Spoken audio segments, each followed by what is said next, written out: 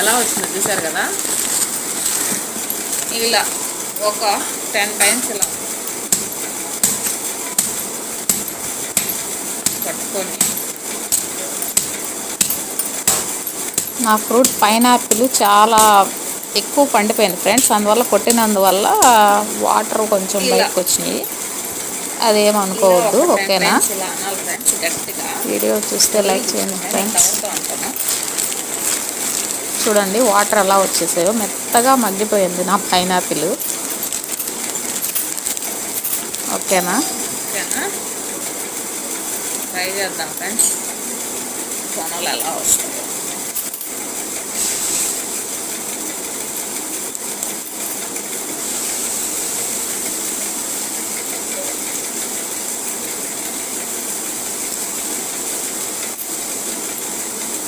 ఇలా వస్తున్నాయి సీతాఫలం.